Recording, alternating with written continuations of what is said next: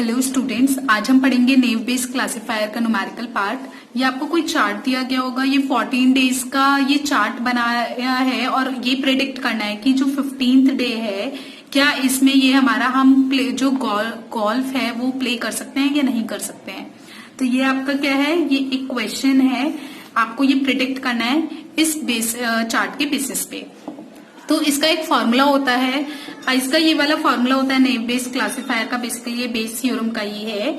यहाँ पे क्या है, आप ऐसे पढ़ सकते हैं, जो प्रोबेबिलिटी ऑफ ए आपका क्या है कि आपको फाइंड करनी है जब बी आपकी क्या हो, ट्रू हो, is equal to probability of B given that when A is true. और ये आपका रेशियो है probability of A upon probability of B. तो आप यहाँ पे पहले आपको एक टारगेट क्लास बना लेनी है। जैसे यहाँ पे प्ले गोल्फ है तो मैंने इसको टारगेट क्लास बना ली है।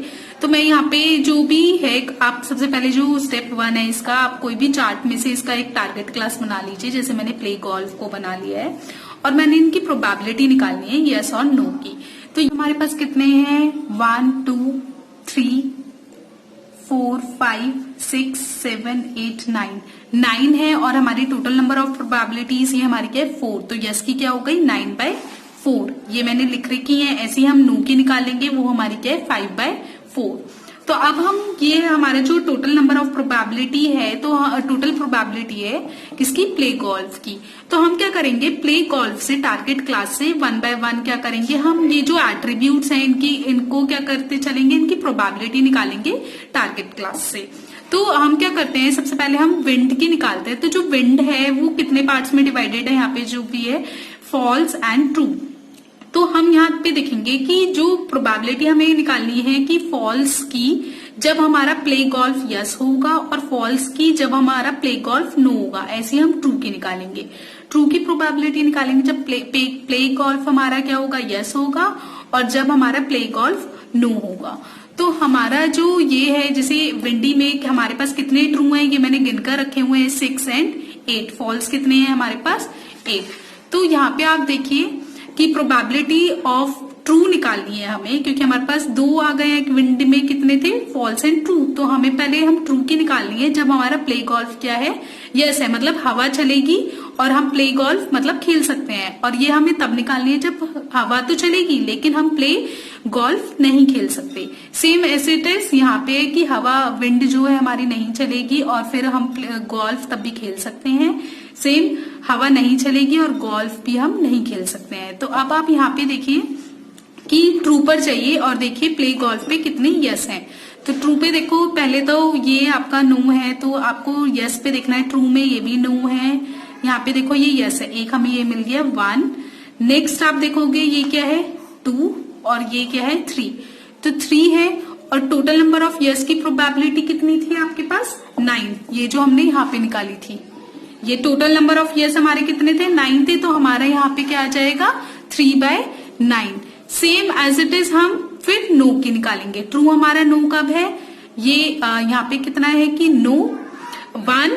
नेक्स्ट हम देखेंगे ट्रू ट्रू ट्रू, ये हमारा क्या है 2 बार हमारा क्या है कि नो। नेक्स्ट हम देखेंगे फिर ये 3 बार नो है, तो यहाँ पे 3/9। ऐसे हम क्या करेंगे, फिर हम इसकी निकाल लेंगे। तो मैं इसकी में जल्दी से लिख देती हूँ। ये हमारा क्या है 6/9 और ये हमारा क्या है 2/5। ठीक है, ओ सॉरी, जो यहाँ पे आपका 5 आएगा, यहाँ पे 5 वो इसलिए आएगा, आप यहाँ पे देखिए ट्रू बाय नो की, ट्रू बाय जो हमारा नो की प्रोबेबिलिटी निकालनी है, मतलब जब विंड चलेगी और हमारा जो प्ले गोल्फ है हम नहीं खेल सकते। तो हमने जो प्रोबेबिलिटी ऑफ नो निकाली थी वो हमारी कितनी थी, 5 थी। तो हमारी टोटल नंबर ऑफ नो की जो वो है आउटकम्स है वो कितनी है, 5। और हमारे उसमें से कितने ट्रू है, 3। नेक्स्ट हमने ह्यूमिडिटी। अब ह्यूमिडिटी को देखते हैं। अब हम विंड को छुपा देंगे।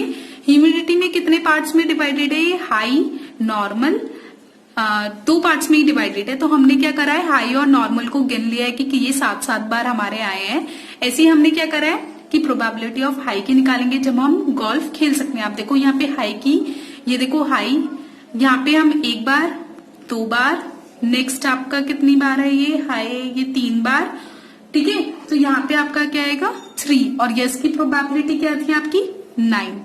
नेक्स्ट आप हाई को नो पे देख लीजिए, 1 2 नेक्स्ट देखो हाई कहाँ पे आ रहा है 3, नेक्स्ट आपके क्या रहा है 4, तो यहाँ पे आपकी क्या हो गई, जो प्रोबेबिलिटी है जो आपकी यहाँ पे है वो 4 हो गई है, और यहाँ पे टोटल नंबर ऑफ नो कितने थे यहाँ पे 5, तो मैं इसकी मैं जल्दी से लिख देती हूँ। यहाँ पे आपकी 6/9 आएगी और यहाँ पे 1/5। Same as it is temperature में, टेम्परेचर आपके 3 पार्ट्स में डिवाइडेड है, हॉट, माइल्ड एंड कूल, और उसको मैंने काउंट करके यहाँ पे गिन लिया है। फिर मैं उसको यस और नो से क्या कर रही हूँ, उनकी प्रोबेबिलिटी निकाल रही हूँ। तो ये भी मैं जल्दी से लिख देती हूँ। यहाँ पे इसकी आएगी 2/9, नेक्स्ट 2/5, 4/9, 2/5, नेक्स्ट 3/9, 1/5। फिर सेम ऐसे आउटलुक का देखिए, आउटलुक में आपके कितने पार्ट्स में ये डिवाइडेड है, देखिए रेन, यहाँ पे आप देखिए रेन, ओवरकास्ट, सनी, ठीक है।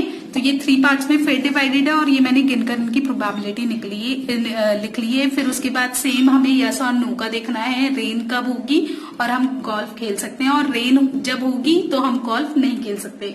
इसकी भी मैं लिख देती हूँ प्रोबेबिलिटी, 2/9, 3/5, 4/9, 0/5, 3/9, 2/5। तो ये आपकी प्रोबेबिलिटीज आ गई हैं। अब आप यहाँ पर देखिए कि ये वाला जो चार्ट है, आपको क्या करना है इसमें से, ये जब हमारा प्रोबेबिलिटी ऑफ यस और नो की निकालनी है, जब हमारा आउटलुक सनी होगा, टेम्परेचर हॉट होगा, ह्यूमिडिटी नॉर्मल होगी और विंड फॉल्स होगी, तो हम प्ले गोल्फ खेल सकते हैं या नहीं खेल सकते। तो बेसिकली हम क्या करेंगे, इसको सबको मल्टीप्लाई कर देंगे। तो जो हमारा x/यस है, हम x मान लेते हैं, कुछ भी प्रोबेबिलिटी को x मान लेते हैं, और हम यस में पहले हम निकाल लेते हैं। तो पहले हम यहाँ पे देखेंगे कि वो सनी होना चाहिए, तो सनी के लिए यस होना चाहिए, हॉट के लिए यस होना चाहिए, नॉर्मल के लिए यस होना चाहिए, और फॉल्स के लिए यस होना चाहिए। और यहाँ पे हम टोटल नंबर ऑफ हमारे जो यस की प्रोबेबिलिटी वो यहाँ पर आएगी। तो यस की हमारी टोटल नंबर ऑफ प्रोबेबिलिटी क्या थी, जैसे हमने यहाँ पे निकाली थी ये रही 9/14, तो यहाँ पे मैंने 9/14 लिख दिया, मल्टीप्लाई। सनी होगा, जब प्रोबेबिलिटी हमें निकालनी है, जब सनी होगा और वो यस होगा, तो सनी हमारा किस में होगा, आउटलुक में होगा। तो आप सनी को देखोगे, सनी और यस, तो यहाँ पे कितनी प्रोबेबिलिटी है 3/9, हमने इसको क्या कर दिया 3/9। देन देखो हॉट अपॉन यस, तो हॉट अपॉन यस में ये रही प्रोबेबिलिटी इसकी 2/9, तो यहाँ पे हमने क्या लिख दिया, मल्टीप्लाई 2/9, मल्टीप्लाई। फिर हमने क्या देखा है, नॉर्मल बाय यस, हमने क्या निकाला था ह्यूमिडिटी में, नॉर्मल का है ये रहा और यस ये रहा, तो हमारी कितनी आ गई 6/9। नेक्स्ट फिर हमारा क्या है, फॉल्स अपॉन यस, तो फॉल्स हमारा किस में था, ये विंड में, फॉल्स अपॉन यस की प्रोबेबिलिटी क्या थी 6/9, और हमने इसको कहाँ पे लिख दिया है, यहाँ पे लिख दिया है 6/9। और जब आप इसको कैलकुलेट करोगे, ये मैंने कैलकुलेट करके रख रखा है, 0.0141 आएगी। नेक्स्ट आप सेम एज इट इज आप एक्स की नो में निकाल लेंगे, वही सेम पैरामीटर्स रहेंगे, सनी, हॉट, नॉर्मल, फॉल्स, और उसका नो हो जाएगा, और total number of probability of no ये मैंने ऑलरेडी लिख दिए हैं, और इसका आंसर हमारा ये आएगा।